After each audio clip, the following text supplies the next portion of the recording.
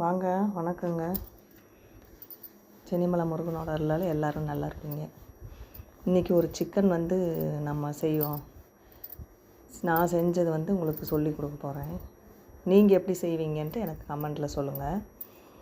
சின்ன வெங்காயம் நிறையா, ஓரளவுக்கு 1/2 கிலோ சிக்கன் எடுத்துருக்கிறேன். அதுக்கு வேணுங்கிற அளவு சின்ன வெங்காயம், இஞ்சி துருவி வச்சுருக்கிறேன், பூண்டு தட்டி எடுத்து வச்சுருக்கிறேன், தக்காளி 1 எடுத்து வச்சுருக்கிறேன், அப்புறம் மிளகாத்தூள், கொஞ்சம் மஞ்சத்தூள், மல்லித்தூள் 1 ஸ்பூனு, அதெல்லாம் எடுத்து வச்சுருக்கிறேன்.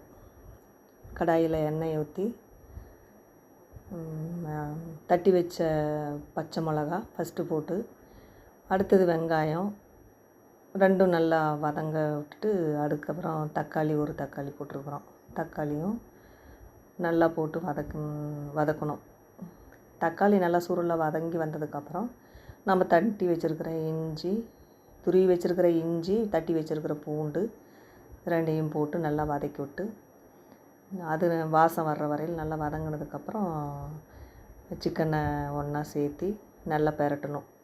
உப்பு கொஞ்சம், மஞ்சப்பொடி கூட போட்டு நல்லா வதக்கணும். வதக்கணுன்னே தண்ணி ஊற்றிடக்கூடாதுங்க. நான் அதை தன்னோட தண்ணியிலேயே சிக்கன் தண்ணி விடும். அது தன்னோட தண்ணியிலேயே நல்லா கொஞ்சம் ஹை ஃப்ளேமில் வச்சு நல்லா சூடு வர்ற வரையில் வச்சு, அதுக்கு ஒரு தட்டு போட்டு மூடி சிம்மில் கொஞ்சம் நேரம் வச்சிடணும். ஒரு 10 நிமிஷம் சிம்மில் வச்சிட்டோம்னா தன்னோட தண்ணியிலே நல்லா உருண்டு நல்லா வந்துடும். அப்போ தான் அந்த கவிச்சி ஸ்மெல்லு இதெல்லாம் வராது. அதுக்கப்புறமா நான் எடுத்துகிட்டு ஒரு 1/2 டம்ளர் தண்ணி விட்டு நல்லா வேக விடணும்.